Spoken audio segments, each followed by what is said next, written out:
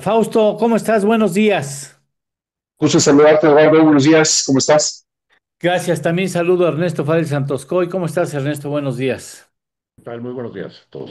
Fausto, Ernesto estará escuchando la charla que vamos a sostener breve contigo, que nunca, yo recuerdo, como mexicano, nunca había vivido lo que estoy viviendo, lo que estamos viviendo en las relaciones entre México y Estados Unidos, Fausto.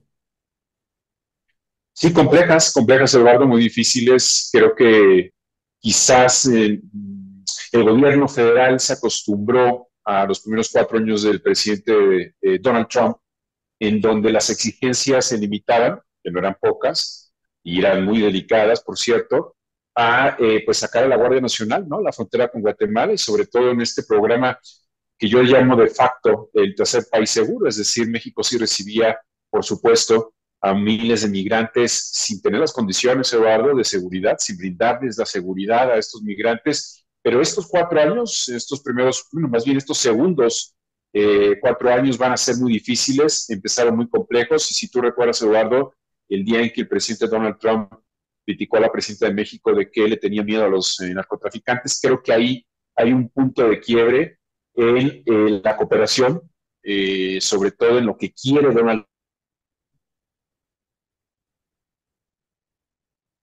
Mm, tenemos. Trump. No lo ha Ah. manifestado así la presidenta de México, Rojas, pero creo que ahí están. Oye, ¿qué crees que pueda seguir? Bueno, yo creo que lo que vimos hace 2 días fueron 3 misiles muy importantes, un aviso muy claro, no desvinculado, sino los 3 elementos muy claros hacia el gobierno federal.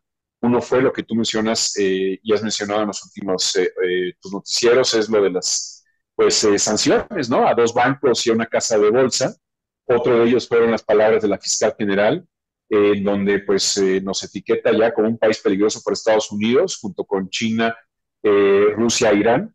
Y tercero, la declaración de 2 zonas más militares en la frontera con México, lo cual, pues bueno, cualquier persona que puede pasar por ahí puede ser arrestada sin ningún problema para ellos, ¿no? ¿Qué sigue? Vienen momentos difíciles. No ha venido el secretario de Estado Marco Rubio a México en los 5 o 6 meses de gobierno del presidente Trump.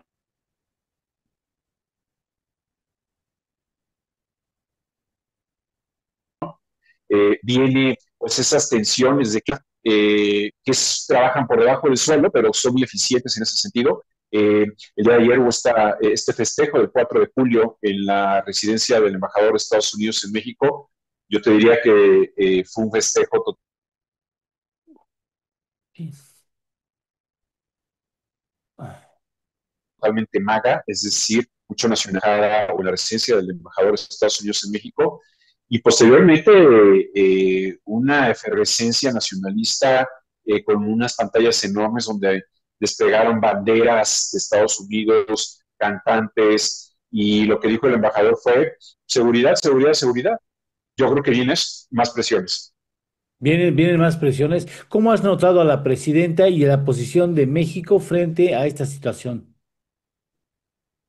Bueno, mira, tenemos un equipo de tercera división, yo diría, es decir, no veo al canciller de la Fuente, no veo al embajador Esteban Moctezuma, no hay comunicación fluida entre Esteban Moctezuma y la presidenta de México. Roberto Velasco, bueno, ya no es subsecretario para América del Norte, es un jefe de unidad de América del Norte. Tenemos, creo que, un equipo muy endeble, todo cae sobre la presidenta de México. Creo que en el primer gobierno de Donald Trump era cara a cara a Donald Trump, López Obrador, pero ahora tiene un equipo muy fuerte, Donald Trump, que despliega en varias áreas del gobierno, de su gobierno, y, y veo a la presidenta, creo que todavía con la inercia de López Obrador, creo que sí no se ha dado cuenta que la situación ha cambiado radicalmente y que las peticiones van a ser mucho más fuertes. ¿Ves en lo de intercambio y específicamente de CI Banco, pero sobre todo de Vector, sientes que ya están rondando o cercando a López Obrador?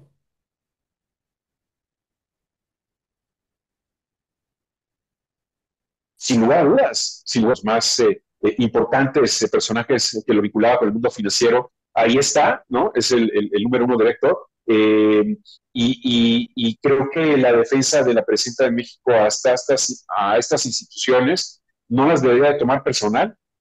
Creo que debería tomar las instrucciones, más bien las decisiones de Estados Unidos como algo muy serio, muy fuerte, muy duro. La reacción inmediata de que no hay pruebas, pues a las investigaciones del Departamento del Tesoro son serias. Yo no tengo la verdad en la mano, por supuesto, pero me parece que la reacción fue como si estuvieran atacando a Palacio Nacional y no, son instituciones privadas, ¿no? Oye, esa es una situación delicada, perdón, tengo que preguntar, ¿crees tú que vendría una intervención selectiva armada de Estados Unidos hacia las posiciones de la delincuencia organizada que tienen perfectamente ubicada? No lo dudo, no lo dudo. Se ve que eso fue una línea roja que le puso la presidenta de México a Donald Trump y fue cuando él reaccionó públicamente haciendo una crítica durísima en contra de ella, de que tiene miedo a los narcos y que él está de manera espléndida en la mejor disposición para ayudarla.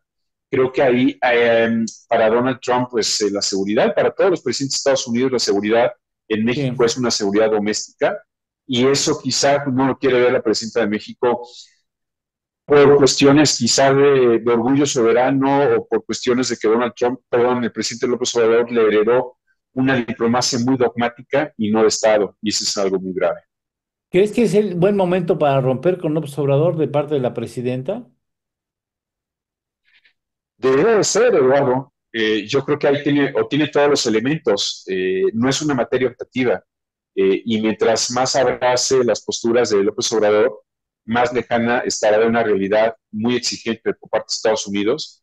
Y sobre todo por una situación en México, Eduardo, que es muy delicada. Hay que tener pues esa capacidad de aceptación de que las cosas no están funcionando en materia de seguridad desde hace muchos años, no solamente con López Obrador. Y yo creo que es el buen momento para aceptar y decir, no puedo sola, ¿no? Vemos a otros países como Ecuador, que está aceptando la ayuda de Estados Unidos, vimos el Plan Colombia en el siglo pasado, también tuvo que aceptar la ayuda de Estados Unidos. Entiendo que Colombia no es vecino de Estados Unidos y la sociedad colombiana estaba ya angustiada y aceptó estas ayudas, ¿no? Entonces, aquí tenemos ese conflicto de que tenemos un cascarón un nacionalista muy grueso que es difícil de quitar. Bueno, tú, ¿cómo ves, cómo podría evolucionar en el transcurso? Se me hace muy significativo que Marco Rubio no haya llegado a México, siendo tan importante este territorio y la relación tan estrechamente vinculada con la seguridad nacional en Estados Unidos. Esa ausencia está diciendo algo, ¿no? Mira, yo ayer publicaba en El Economista precisamente un artículo diciendo que esta semana estaba programada para una visita de Marco Rubio a México, ya desde hace quizás un mes, un poco antes inclusive de que se preparaba la llegada de Christopher Landau,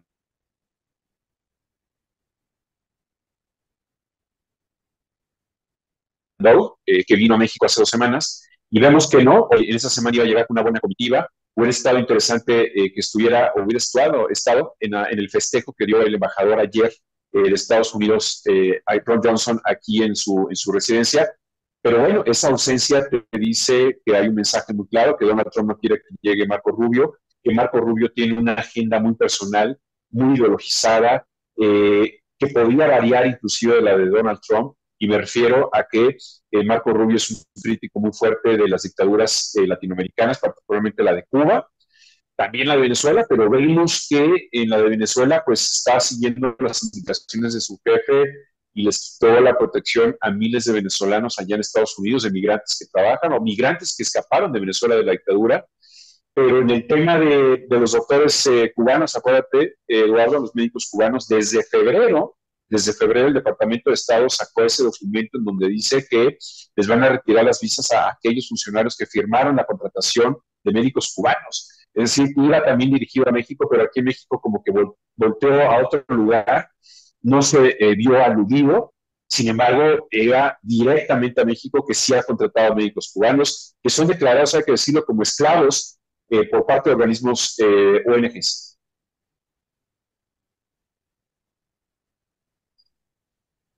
Tu micro. ¿Qué tan lejos estamos de una pausa en la relación entre Estados Unidos y México? ¿Te acuerdas que así lo dijo Andrés Manuel López Obrador cuando se discutió con el embajador? Dijo que iba a hacer una pausa. Todas estas cartas, y esa es una pregunta que le voy a hacer también a Ernesto Fárez Santos Coy, todas estas cartas que en lo político no estamos haciendo bien las cosas, la vamos a pagar en la renegociación. Es momento de entregar a los gobernadores y a los políticos que están vinculados evidentemente con los grupos de delincuencia organizada. ¿Te parece? Ese es el paso que sigue, y ese es el gran dilema me imagino que debe tener la presidenta de México, de que defiende a Morena, defiende a sus gobernadores de manera ultranza, y creo que pues esta va a ser el punto de quiebre posible, no sé si de una pausa, pero de una existencia que no va a tener vuelta en U. Es decir, para Estados Unidos es muy importante que México le ayude y coopere. Cooperación es una palabra importante en esos objetivos que desea el presidente Trump. Fausto, te agradezco como siempre. Muchísimas gracias por ayudarnos a entender la realidad que estamos viviendo en esta, que espero consideres tu casa también. Muchas gracias por estar. Te mando un fuerte abrazo, amigo. Igualmente, Eduardo, un fuerte abrazo, con mucho gusto. Hasta pronto. Muchas gracias. Gracias. Hasta pronto. En torno al dinero. Con Eduardo Torreblanca Llanes.